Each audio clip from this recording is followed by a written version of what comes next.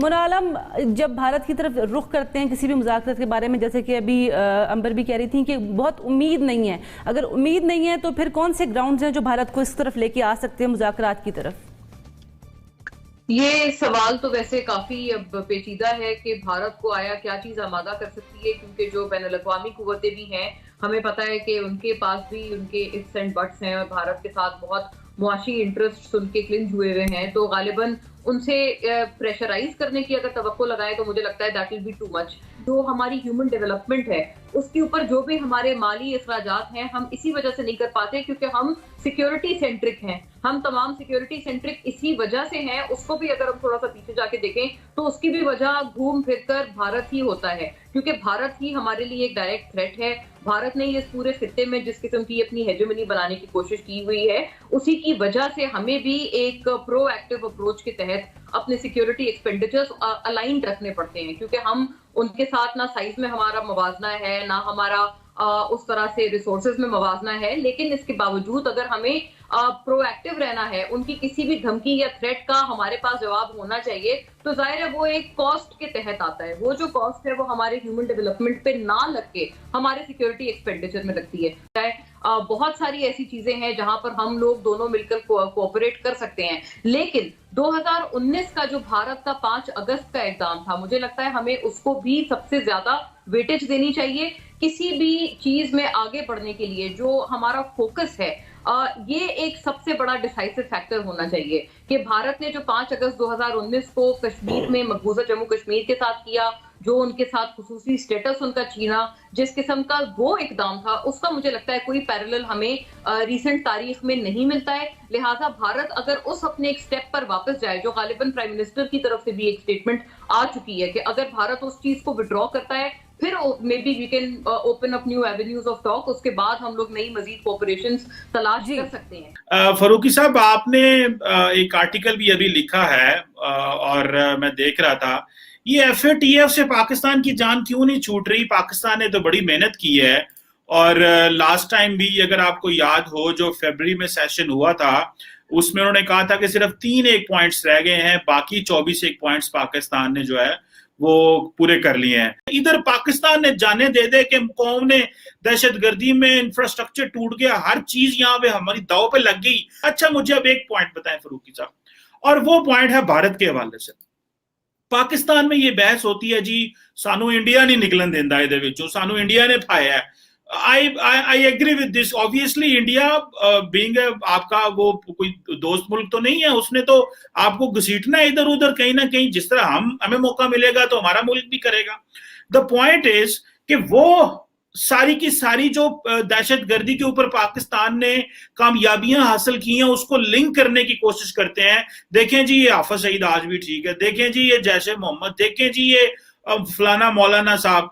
तो आप क्या समझते हैं कि भारत एक तरफ तो उनका ये पॉलिटिकल मोटिव है कि वो हमें इसमें कर रहे हैं, क्या भारत का ग्लोबली इतना इन्फ्लुएंस समझते हैं एफएटीएफ में होगा, या कि समझते हैं कि ये बाकी ममालिक जो है वो ज्यादा मोटिवेटेड है पाकिस्तान को ग्रे लिस्ट में रखने में? इन्फ्लुएंस इस सेंस में देखें जरूर होता है कि दुनिया की जो भी रिस्पॉन्सिबल स्टेट्स होती हैं, ठीक है, उनकी इज्जत होती है दुनिया के इदारों में। और आपको मालूम है कि एफएटीएफ के जो कुछ करता धरता अफसरान, इस तरह जो भी उनकी इंडियन बैकग्राउंड ओरिजिन भी है, लेकिन वो अपना काम बड़ा प्रोफेशनली करते हैं। और जब वो काम प्रोफेशनली करते हैं ना, तो अपना पॉइंट भी बड़ा प्रोफेशनली पुट करते हैं। तो हमारी अपनी वीकनेसेस को हम मौका देते हैं कि वो हाईलाइट किया जा सके। हमारा कोई भी दुश्मन होता है ना, XYZ, प्रॉब्लम हमारे अपने अंदर है। हमने अपनी चीजों को लोगों को प्लेट में रख रख के पेश किया हुआ है। मतलब ऐसा क्या मसला है, मुझे बताइए कि 220 करोड़ के मुल्क में हाफिज सईद हमारा हीरो है। मुझे आप बताएं, मतलब हमने पूरी नेशन को कुर्बान करके रखा हुआ है, तलवार लटका के रखी हुई है कि 220 करोड़ का मुल्क है, 220 मिलियन का मुल्क है, और आपने उसमें हाफिज सईद को जो ना वो हीरो बना के रखा हुआ है। मतलब जिद पकड़ी हुई है कि करना नहीं है। मुझे नहीं पता वो मुजरिम है नहीं है, मैं I am not saying that, लेकिन आप उसको प्रोटेक्ट जरूर कर रहे हो और ये नजर आता है हमको, राइट? तो influence of India is everywhere. फर्ज करें कि ये जंग इंडिया और चाइना के दरमियान होती और इंडिया एफएटीएफ में होता, तो आपका क्या ख्याल है, चाइना उसको बख्श देना था? चाइना ने तो नहीं बख्शना था। जो आपकी ऑपोजिट कंट्रीज होती हैं वो तो मौका ढूंढती हैं, तलाश करती हैं। हमारा काम क्या होता है कि हम उनको मौका ना फराहम करें। आपके फवाद हुसैन साहब बीबीसी पे बैठ के किस तरह की मज़ाक़ खेज बातें करके आते हैं, आपके जो वजीर खारजा हैं वो शाह महमूद कुरैशी वो कैसी बातें करके आते हैं, आपके पाव पाव के बम वाले बयानात टेलीविजन इंडियन चैनल्स पे चल रहे होते हैं शेख रशीद के, आपके दीन का तहफ़्फ़ुज़ वीना मलिक कर रही होती हैं आपकी, मतलब ये मजाक तो हम बनाते हैं ना सर, मजाक को दुनिया थोड़ी बनाती है, हम तो कहते हैं आओ हमारा मजाक उड़ाओ। So we have to be careful, we have to be responsible nation. जी बिल्कुल सही है। अब जारी बात है इसमें ऑब्वियसली इंडिया का इन्फ्लुएंस तो है, मैं मानता हूं, लेकिन इतना भी इन्फ्लुएंस नहीं है। जारी बात है जी, चीजें क्या आपका नरेंद्र मोदी और अमित शाह बैठे वहां पे ये थोड़ी कर रहे हैं कि जी आओ पाकिस्तान को इसमें डालो डालो डालो, उनके नहीं। इंटरेस्ट में नहीं है ये बातें। लेकिन हमने ये एक अफसरशाही के लेवल के मामलात हैं, ठीक है, उसको हमने जो है ना बहुत छोटे लेवल पे हल किए हैं। हमें, मेरा कहना ये है कि हम इसको और शातिराना अंदाज में हल करना चाहिए था। उनकी जो फिल्म इंडस्ट्री है भारत की, वो तो दुनिया की चंद बेहतरीन फिल्म इंडस्ट्री, तो अगर हम उसको ना भी देखें, लेकिन इतना पीछे तो नहीं रहना चाहिए था। क्यों ऐसा हुआ? एक तो हिंदुस्तान में मुसलसल सिनेमा के अंदर लोग ऐसे मौजूद रहे हैं जिनका ताल्लुक अदब की दुनिया से था, जिनका ताल्लुक फ़न के आला तरीन नमूनों को लेकर चलने से था। आप देखो ना, आप जब की बात कर रही हो, मतलब सत्यजीत रे हिंदुस्तान में था, पाकिस्तान में कोई सत्यजीत रे नहीं था। श्याम बेनेगल हिंदुस्तान में था, पाकिस्तान में कोई श्याम बेनेगल के पाए का प्रोड्यूसर या डायरेक्टर नहीं था मौजूद। हमारे यहाँ जब यानी आप ये देखो ना कि हिंदुस्तान में फिल्म को हमेशा आर्ट का कल्चर, आर्ट का लेवल दिया गया है। वहाँ पे आर्टिस्ट को भी आर्टिस्ट कहा जाता है। हमारी तरह नहीं है कि जहाँ पे आर्टिस्ट को, काम करने वाले को थर्ड क्लास किस्म का शहरी तस्वुर किया जाता हो। दूसरी बात ये हुई कि हिंदुस्तान में, जैसे मैंने पहले कहा, कि अदब का साया हमेशा मौजूद रहा है फिल्म के ऊपर। उसी वजह से लोग जो हैं उन्होंने ऐसे स्क्रिप्ट बना पाए, वो ऐसे गाने बना पाए, ऐसी मौसीकी बना पाए कि जिसको आप आर्ट का लेवल दे सकते हैं। हेलो फ्रेंड्स, अपना हिंदुस्तान न्यूज़ में आपका स्वागत है। पाकिस्तान ने आखिर मान ही लिया हम भारत का मुकाबला नहीं कर सकते।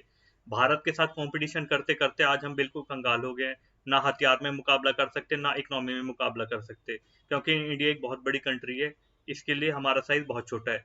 साथ ही साथ FATF को लेकर कमर चीमा टेंशन में नजर आ रहा है और अपना माथा पकड़ रहा है कि हमने इतनी चीजें कर ली, फिर भी हम इस चक्रव्यूह से निकल नहीं पा रहे, क्योंकि भारत है इसके पीछे।